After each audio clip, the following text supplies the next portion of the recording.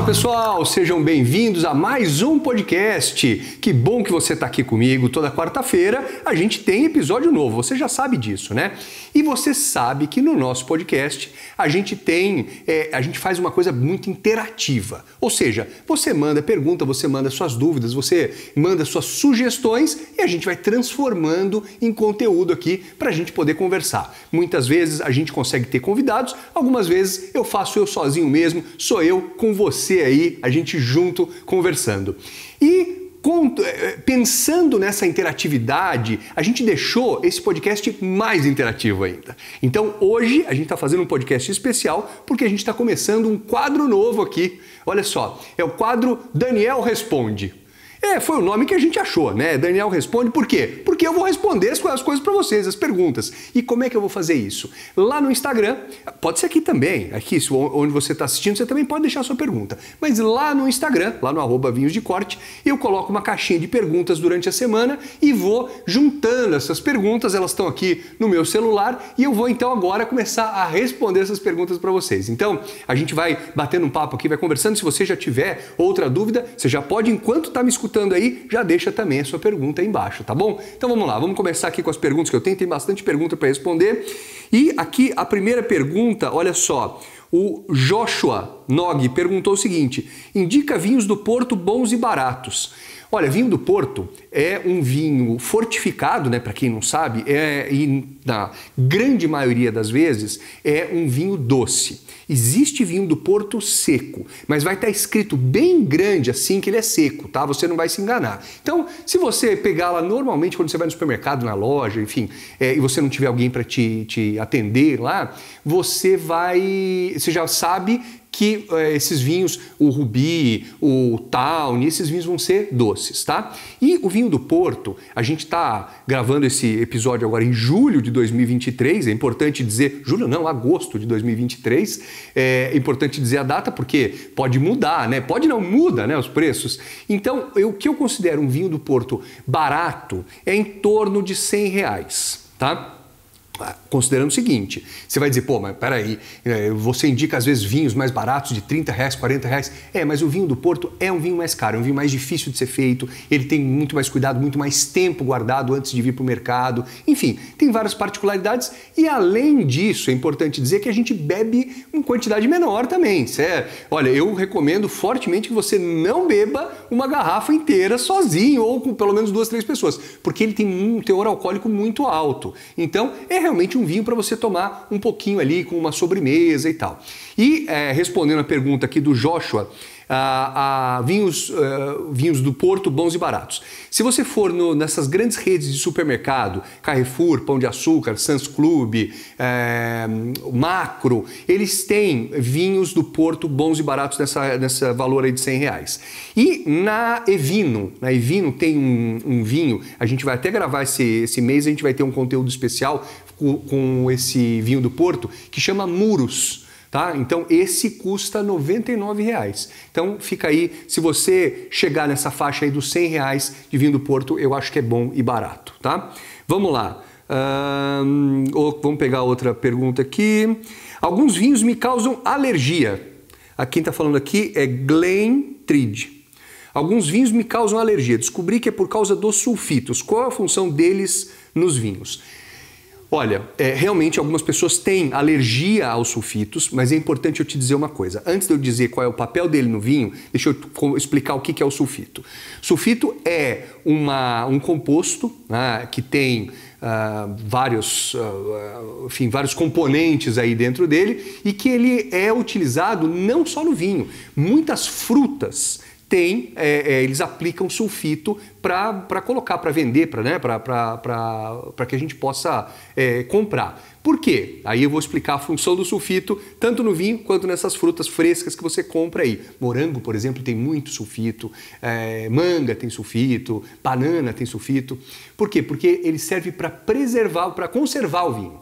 para conservar. Então, quando o vinho é feito, ele vai lá, o produtor prepara o vinho, né, faz toda a fermentação e tal, o vinho está pronto, ele vai para o engarrafamento, entra numa máquina que passa lá, enche a garrafa toda, e aí no finalzinho eles jogam um jatinho de sulfito aqui em cima, aqui dentro. Por quê? Porque você vai ver uma garrafa fechada de vinho, ela não fica até a boca, não fica até lotada de vinho, né? E esse arzinho que fica aqui dentro pode oxidar o vinho. Então, por isso é colocado um pouquinho de sulfito. Existem alguns vinhos, principalmente esses vinhos mais naturais, que eles não têm sulfito. A Casa Valduga fez um vinho agora que chama Era. É um vinho feito com a uva Chardonnay que não tem sulfito. E outras casas, outros produtores menores fazem também. O que acontece? Esses vinhos têm um tempo mais curto de vida, né? Você tem que comprar e consumir eles mais rápido, 1 ano, 2 anos aí no máximo, eu diria para você, porque o vinho vai começar a se degradar mais rápido. Eu te recomendo dar uma olhada aí, conversar, aí sim você vai ter que conversar com o teu médico, né, com um especialista, para ver se essa alergia é direta do sulfito ou é de alguma outra, ou de algum outro componente. Se for realmente do sulfito, aí tem que ver se tem um remédio, um tratamento, alguma coisa assim, porque 99,9% dos vinhos tem sulfito. Então, se você quiser beber vinho, realmente você vai precisar cuidar disso. É uma quantidade bem pequena, como eu disse, outras frutas têm até mais, mas é importante você saber que tem sim, tá? Vamos lá. Aqui, ó, uma pergunta boa. Índia de Bel. Tem alguma opção de vinho tinto que harmoniza com frutos do mar? Não sou fã de branco. Pô, legal, Índia. Seguinte, realmente os vinhos brancos, eles combinam bastante com frutos do mar. Tá? Mas, e por quê? Deixa eu explicar por que os tintos não funcionam. Olha só, isso é importante. Se você pegar um vinho tinto mais encorpado, principalmente como esse aqui que eu tenho, esse é um vinho uruguaio. Esses são 3 uvas, Taná, Cabernet Franc e Merlot. 3 uvas bem fortes, bem intensas. Esse aqui tem muito tanino. O tanino do vinho, que vem da casca da uva e da uva tinta, né? Então esse tanino, ele não se dá bem com o iodo que o fruto do mar tem, que os frutos do mar têm. Então, quando você come, digamos que você come um camarão, todo camarão tem iodo, não tem jeito, né? Vem lá do mar. Você come, aí você vai estar com esse sabor, você vai estar com um pouco desse sabor iodado, né, na boca. Quando você tomar o vinho tinto, essa junção do iodo com o tanino vai deixar a sua percepção com um toque meio metalizado. Não é tão interessante. Mas eu tenho que te dizer o seguinte, essa percepção de toque metalizado é muito particular. Cada pessoa percebe mais ou menos. É mais ou menos como água com gás, por exemplo. Tem gente que adora água com gás. Tem gente que não suporta, não consegue beber, acha muito forte e tal. Então, é a mesma coisa essa sensação. Pode ser que você sinta um pouquinho, pode ser que você sinta muito. Então, para que você minimize isso, e você pediu indicação de vinho tinto, eu sugiro vinhos tintos com menos tanino. Então, são aqueles vinhos mais clarinhos. E uma uva fácil de você encontrar é a Pinot Noir. Se você buscar um vinho feito com a uva Pinot Noir, você vai ter vinho tinto, que é o que você queria, que vai combinar, deve combinar aí com seus frutos do mar, com menos tanino. O que pode ajudar na sua harmonização também é você ter um molho vermelho. Você pode fazer, por exemplo, um camarão com um molhinho de tomate, uma coisa assim, vai ajudar a harmonizar um pouco mais, tá? Vamos lá. Aqui outra pergunta aqui. Como são feitos os vinhos verdes e laranja? Olha que legal essa pergunta. Gente, primeiro, todo vinho, é importante você saber, todo vinho ele é feito de uva. Quando a gente fala de vinho laranja, não é uma laranja que foi colocada lá, não tem essência de laranja, não tem nada, tá? É só uva. Então, e a gente tem então os vinhos laranjas que estão em moda e tem os vinhos verdes que a gente encontra em todo lugar, encontra no mercado e tal. E são 2 cores, né, que a gente pode confundir. Então vamos começar pelos vinhos verdes. O vinho verde também não é verde. O vinho verde, ele pode ser branco, pode ser rosé, pode ser tinto, pode ser um espumante, todos esses da região dos vinhos verdes. Por isso que ele chama vinho verde. Tem uma região em Portugal, no norte de Portugal, perto do Porto, né, ali lá bem no norte mesmo, e divisa já com a Espanha, que chama a região dos vinhos verdes. E por que ela chama a região dos vinhos verdes? Porque a região é muito verde. A região tem uma mata muito bonita. Aliás, é uma região fantástica, vale muito a pena visitar. E eles chamaram de região dos vinhos verdes. Então você compra um vinho, você pode estar comprando um vinho branco da região dos vinhos verdes. E a gente vai falando, a gente vai abreviando e vai falando, diz, eu vou comprar um vinho verde, né? Eu quero um vinho verde, eu gosto de vinhos verdes. Não quer dizer que ele esteja verde, muito menos que ele esteja verde de não estar maduro. Todo vinho, para ser feito o vinho, ele precisa estar com a uva madura, senão não sai vinho, não funciona. Até existem algumas situações em que ele escolhe um pouquinho menos maduro para fazer, por exemplo, espumantes, né? Porque querem mais acidez e tal. Mas assim, é uma semana antes de estar 100% maduro. Então você não pega aquela uvinha pequenininha, verdinha, nada disso, tá? Então vinho verde é sempre vinho que vem da região lá dos vinhos verdes. E os vinhos laranjas, como eu disse, não tem nada de laranja dentro, não tem nenhuma outra fruta adicionada. É sempre só uva. O que acontece é que ele tem esse nome por conta da cor que ele fica, de uma cor alaranjada. Isso é um processo de produção que a gente chama de método ancestral. Porque os vinhos tintos, para você entender a diferença, os vinhos tintos, quando são feitos, o produtor colhe a uva, coloca tudo dentro de um tanque, macera, né, esmaga tudo, coloca lá a levedura e deixa lá dentro a casca, fica lá girando porque a casca é que dá cor para o vinho. Isso para os vinhos tintos.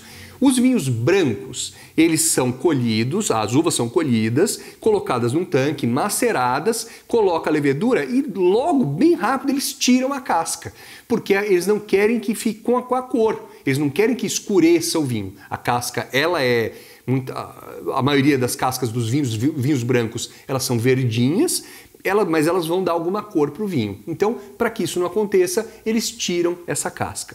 No caso do vinho laranja, ele sempre é feito com uma uva branca, por exemplo, Chardonnay, só que eles deixam a casca lá dentro. Eles fazem como se fosse um vinho tinto.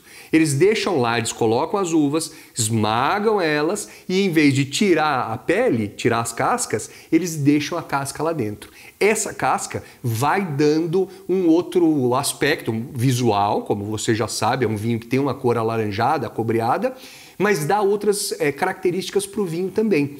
Então, sempre que você encontrar um vinho laranja, ele vai ser um vinho feito de uvas brancas. A maioria que eu conheço, pelo menos, é feito com Chardonnay, mas pode fazer com qualquer uva branca, pode ser Sauvignon Blanc, pode ser Torrontés, não importa.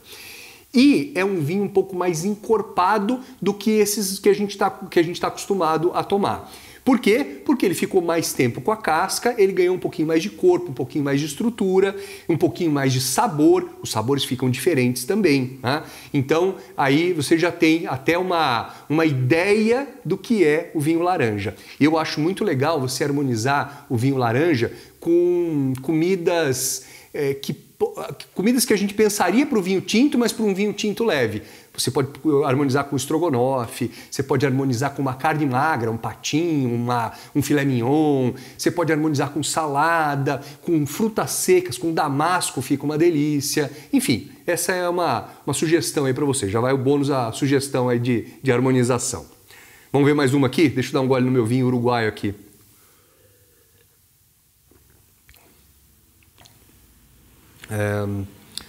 Sou iniciante, como escolher os primeiros vinhos? DNP Santos, 45. Sou iniciante, como escolher os primeiros vinhos? Olha, eu tenho um curso onde a gente juntos vai seguindo e você vai aprendendo, você vai estudando.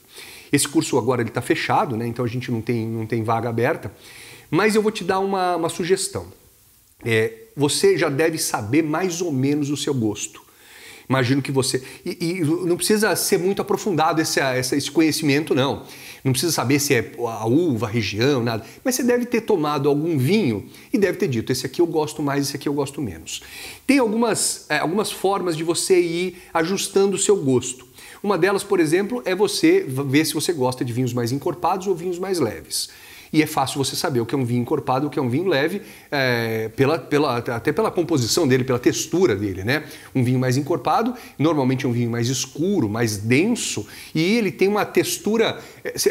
A gente pode fazer uma comparação assim, olha, um vinho leve tem a textura da água na boca, e um vinho encorpado tem a textura do leite na boca. Então você percebe essa diferença aí. Então você pode, se você já souber se você gosta de vinhos encorpados ou gosta de vinhos leves, isso já vai te ajudar. Se você gosta mais de brancos ou de tintos, se você gosta mais de espumante, ou se você, por exemplo, do espumante, se você gosta mais do rosé ou do branco, você pode ir afunilando essas escolhas. E uma outra, para você poder entender mais o seu gosto, que eu acho que isso é o mais importante, é você conhecer mais as uvas. Esse vinho que eu tenho aqui, por exemplo, ele é uma junção de 3 uvas. Ele é o que a gente chama de trivarietal. O produtor pegou 3 uvas diferentes para fazer esse vinho. É um vinho excelente. Mas se você quiser aprender e entender mais sobre elas, eu tenho aqui, por exemplo, Taná, Cabernet Franc e Merlot. Tá? Se você quiser entender mais sobre os vinhos e entender o seu gosto, seria legal você tomar um vinho feito só com Taná, prestar atenção, ver como é, o que tem de diferença e tal. Um dia, se você puder, toma um vinho só com Cabernet Franc. Você vai perceber as diferenças dele e tal. Depois você pode tomar um vinho só com Merlot, um vinho só de Cabernet Sauvignon, ou seja, os monovarietais, que a gente chama, né? Vinhos feitos com um tipo de uva só. Tanto para o branco, quanto para o tinto, ou para o rosé, enfim, para os espumantes também. Isso eu acho que vai te ajudar a entender mais os vinhos. E sempre, se você puder, vai anotando.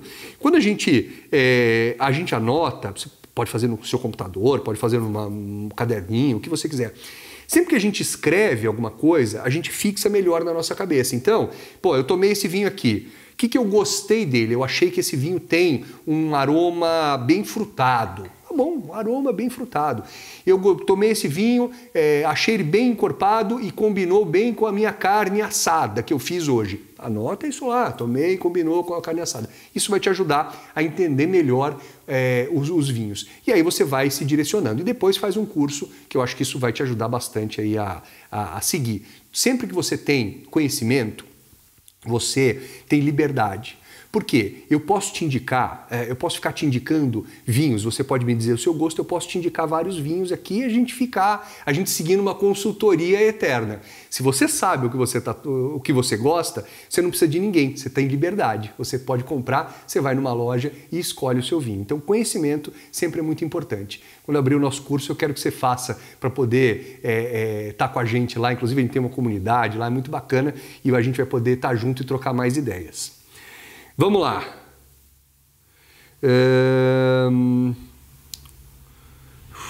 Qual sua formação como sommelier? Tem algum certificado?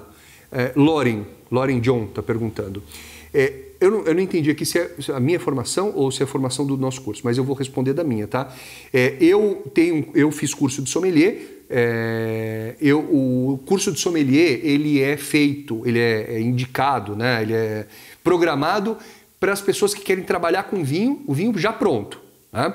Então, o que o sommelier faz? Ele identifica os aromas, os sabores, ele faz a harmonização, ele faz a avaliação dos vinhos, se o vinho é bom, se não é, quantos pontos eu daria para esse vinho, tudo isso a gente aprende no curso de sommelier. Você aprende a fazer compra dos vinhos, caso você queira trabalhar numa importadora, você aprende a fazer o serviço do vinho, isso é importante, quanto servir na taça, como identificar se o vinho está bom ou se não está, você poder identificar os aromas e sabores por famílias, aromas primários, secundários, terciários, tudo isso a gente aprende no curso de sommelier. Se você quiser aprender a fazer vinho, aí é um curso de enologia, é um curso de graduação, que você tem lá 4 anos, né? Você faz aí um curso superior de enologia e você aprende a fazer vinho. Eu fiz um curso de sommelier, eu sou publicitário, né? Na verdade, a minha graduação foi em publicidade, em comunicação, mas eu depois fiz o curso de sommelier, embora nunca tenha trabalhado em restaurante. Você pode, com o curso de sommelier, trabalhar em restaurante, em importadora, em loja, em supermercado, enfim, né? Você já entendeu aí essa questão. Vamos lá. Estou indo para a Argentina. Cláudia está indo para a Argentina. Boa. Gostaria de sugestões de vinhos bons e em conta para trazer. Cláudia, eu vou te dar uma dica que eu acho que, não sei se é exatamente o que você quer que eu responda, mas eu vou te explicar. Eu não traria nenhum vinho em conta da Argentina. Sabe por quê? Você vai para lá, vou dar um exemplo, mas um exemplo muito próximo da realidade.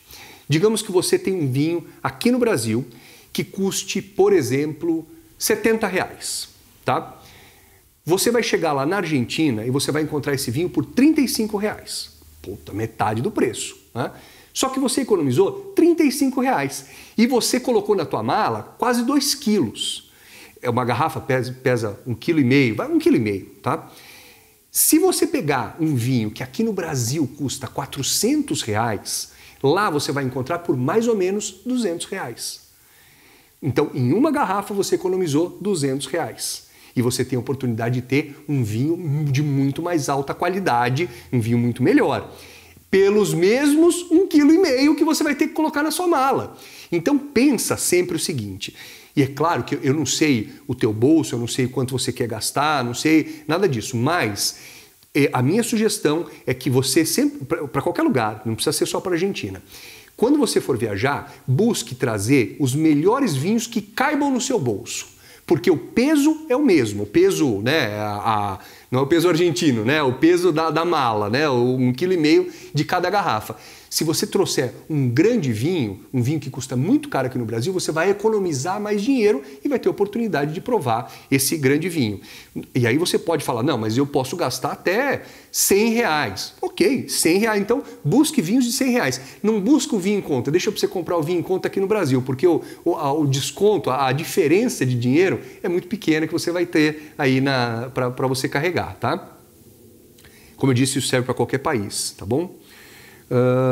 Olha aqui, ó. Qual vinícola visitar, Jaque? Qual vinícola visitar no Vale dos Vinhedos, no Rio Grande do Sul? Sendo que nunca fui a uma vinícola. Legal, Jaque. Boa pergunta. O Vale dos Vinhedos tem mais de 300 vinícolas. Então você imagina a dificuldade que é para você já selecionar. O que eu te sugiro? Você pode seguir algumas dessas linhas. Primeiro, você já deve ter tomado vários vinhos brasileiros. Deve ter algum que você goste. Vamos pegar um exemplo que você tomou um vinho da Miolo e você gostou, achou legal e tal. Eu acho muito legal você visitar Miolo. Você vai lá ver, você vai no Parreiral, você vai ver de onde vem aquele vinho que você comprou. Você vai eventualmente ter uma... é sempre bom você agendar, porque as visitas são sempre marcadas e tal. Eventualmente pode ser que o enólogo esteja lá, ele possa falar um pouquinho com você, o cara que fez aquele vinho que você já tomou e tal, isso eu acho muito legal. Então, eu sugiro que uma sugestão, que você veja os vinhos que você gosta para você ir lá e conhecer, você vai ver que você vai criar até um amor maior por aquela marca. Segundo, eu diria para você variar entre vinícolas grandes, vinícolas pequenas, né, e vinícolas minúsculas. As grandes, no Rio Grande do Sul, lá no Vale dos Vinhedos, você tem Miolo, Valduga, você tem outras aí, você tem Aurora, enfim, não vou me lembrar todas elas aqui. Mas você pode mesclar essas grandes com algumas menores. Você pode ir numa vinícola, por exemplo, que chama Torcello, que fica ali na rota do Vale dos Vinhedos, que tem uma produção minúscula. O cara tem um varejo, uma lojinha pequenininha, ele abre a portinha, você vê o vinhedo de trás ali, acabou, é isso aqui, cara. Tem uns tanques ali, caberia nessa sala aqui a vinícola dele. Então é legal você conhecer como é que funciona. E tem algumas que são realmente muito pequenas. Para essas, bom, para todas, mas para essas especificamente, você precisa agendar, precisa marcar, porque é o cara que faz tudo. Ele é que atende você, ele que faz o vinho, ele que colhe, ele que planta, ele que faz compra, ele que vai no supermercado depois, enfim. Então é bom você agendar. Para isso eu acho legal você buscar uma agência de turismo. Que já teve até com a gente aqui, o pessoal da Wine Locals. Eles têm uma rede muito bacana de vinícolas e aí você pode agendar todas elas. Só te sugiro que você agende antes, porque senão pode ser que você chegue lá e não tenha uma visita para você fazer. E aí você gastou tempo, foi até a vinícola, chegou e não conseguiu visitar. Mas faz isso, mescla, pega as vinícolas que você já gosta, né, que você já conhece, mescla vinícolas grandes com pequenas, eu acho que vai ser um bom negócio. Para o Vale dos Vinhedos, eu diria para você ficar pelo menos 3 dias. você fazendo aí 2 a 3 vinícolas por dia, você faz uma de manhã, almoça numa outra e outra à tarde. Aí chega, não aguenta mais, vai com calma, né? Contrata um motorista para levar você, ele fica durante o dia com você, vai valer muito a pena. Ele vai dirigindo, a hora que você quiser vai para outra, vai para outra, vai para outra. Terminou, você fez 3 por dia, você fez 9, talvez 10 vinícolas você consiga fazer, você tem um bom painel aí do Vale dos Vinhedos, tá bom? Vamos ver uma última pergunta aqui. Deixa eu ver aqui. Não sei, aqui ó, Jaque também, só que é outra Jaque. Não sei variar os vinhos por medo de não gostar. Como mudar isso e apreciar novos sabores? Olha, é natural, isso acontece em qualquer... É muito mais comum acontecer isso do que a gente imagina, né? Tudo que a gente já está acostumado é mais fácil do que uma coisa nova, né? Então, se você já gosta de alguma coisa, você tende a seguir naquela linha. Para você variar com os vinhos, você pode... bom, se você for uma pessoa muito ousada, eu diria para você, vai numa loja, fecha o olho, pega uma garrafa e leva para casa e abre e pronto. Mas se você quiser ter um pouquinho de segurança, de novo, aí você vai precisar de um pouco de conhecimento. É legal, muitas uvas, elas são parentes. O que eu quero dizer com isso? A Cabernet Sauvignon, por exemplo, ela é parente da Cabernet Franc. Ela é parente da Carmener. Ou seja, ela tem características parecidas. É como primos, sabe? Quando você está numa reunião de primos, talvez você tenha aí um primo ou uma prima que seja parecido com você, né? Filho primo direto, né? Primo de primeiro grau, e muitas vezes a família é parecida. É a mesma coisa que acontece com as uvas. Se você gosta da Cabernet Sauvignon, a Cabernet Franc e a Carmener podem ser boas opções para você, porque você já sabe o que você gosta daquela e ela é um pouquinho diferente só, ela não é completamente diferente. Tá? Então, e aí com isso você vai ampliando o seu leque. Só que aí, depois, quando você quiser variar mais, se quiser sair, por exemplo, você fala, puxa, eu gosto, mas eu gosto de uvas muito secas. É importante, de novo, né? É importante você ter o conhecimento, você saber o tipo de vinho que você gosta. Aí você pode buscar, você pode então vou pegar aqui as uvas mais secas que existem. Nebbiolo, Taná, enfim. Só que a Nebbiolo e a Taná, um ótimo exemplo, elas são duas uvas muito secas, só que são muito diferentes entre si. Então você precisa ver como é que é o teu gosto. Aí você vai ter que, de novo, ou arriscar bastante ou, sei lá, tentar seguir aí com as características que a uva tem. E dizer, bom, então essa uva tem essas características, eu não quero nem me arriscar com ela. Mas eu acho que vale a pena. O bom do vinho é a gente poder variar. A gente brinca, tem um ditado, né, no vinho que é o seguinte, que no vinho a infidelidade é bem-vinda. É legal você provar vinhos diferentes. Você ficar preso em um vinho só, você fica ali com a cabeça fechada. Não há problema, né? Não tem nada de errado nisso, mas existem tantas coisas diferentes no vinho que vale a pena a gente provar e a gente conhecer, tá bom? E, aliás, a gente vai falar da Nebbiolo. Esse mês a gente tem um vinho aqui feito com Nebbiolo. Eu quero contar um pouquinho sobre essa uva. Eu falei da Nebbiolo porque eu lembrei que a gente vai ter um conteúdo falando sobre Nebbiolo. Depois você assiste lá, tá bom? Gente, esse foi o nosso quadro Daniel Responde, nosso episódio do podcast. Você pode mandar dúvidas, se você tiver, você já pode colocar aí embaixo. Se você não colocar aqui, pode colocar depois na nossa caixinha de perguntas no Instagram, que eu sempre coloco. Aí a gente vai, pelo menos uma vez por semana eu coloco, e uma vez por mês a gente vai ter esse quadro Daniel Responde aí para vocês, tá bom? Agora, se você está curtindo o podcast, já assina ele aí. Se você está vendo no YouTube, já dá um joinha. Se você gostar, já se inscreve no canal para a gente poder estar sempre junto. Toda quarta-feira tem episódio por aqui. Então, até semana que vem. Valeu, tchau.